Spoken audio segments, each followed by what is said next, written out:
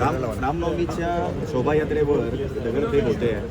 कसं बघताय? एक अनेक वर्षाची परंपरा आणि कुठेतरी जातीय धार्मिक द्वेष वाढवण्याचा प्रकार श्रीरामपूरमध्ये करतो. आपण जर पाहिलं, काल राम जन्मोत्सव देशभरामध्ये साजरा झाला आणि श्रीरामपूरला एक वेगळी प्रथा परंपरा आहे की एक वेगळी एक झेंड्याची मिरवणूक असते. 50 वर्षापेक्षा अधिकचा काळ झाला की झेंड्याची मिरवणूक असते.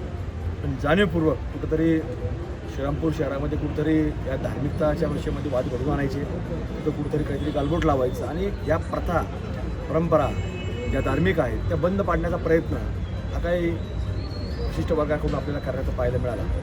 त्याचा निषेध म्हणून आपण जर पाहिलं तर आम्ही सगळेजण आज जमलेलो आहोत. निषेध आम्ही केलाच आहे आणि प्रशासनाला आम्ही आता मागणी केली आहे की तुम्ही हे जे काही सर्व अनधिकृत या ठिकाणी असणारे धार्मिक स्थळं आहेत, जर काय असेल त्याच्या मंदिर असेल, जे काही अनधिकृत असेल तर ते त्वरित तुम्ही पाडावं अशी मागणी देखील आम्हाला केली आहे.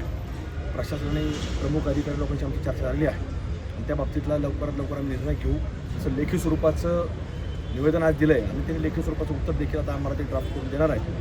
पण जर याच्यावरती कारवाई झाली नाही तर आम्ही स्थानिक पातळीवरती आम्ही सगळ्या मंडळींची चर्चा करून घेतो. तो निर्णय आम्ही लवकर. तर ज्या पद्धतीने राजरोसपणे हल्ला होतोय, अनेकदा श्रीरामपूरमध्ये हल्ला होण्याच्या घटना देखील घडताना दिसत आहेत, कुठेतरी पोलिसांचा वचक राहिला नाही का? नाही, पोलिसांचा वचक आहे. पोलीस जे काही होईल ते करतात, पण आता हे विशिष्ट जो वर्ग आहे याच्यावरती वचक बसवणं गरजेचं आहे आणि तो प्रशासनाने खरं तर ते प्रशासनाला फार मोठं आव्हान आहे की या लोकांवरती कारवाई करणं, यांच्यावर वचक बसवणं. बाकी दुसऱ्यावर वचक बसवण्याची मला वाटत नाही कोणाची भारत देशामध्ये गरज आहे.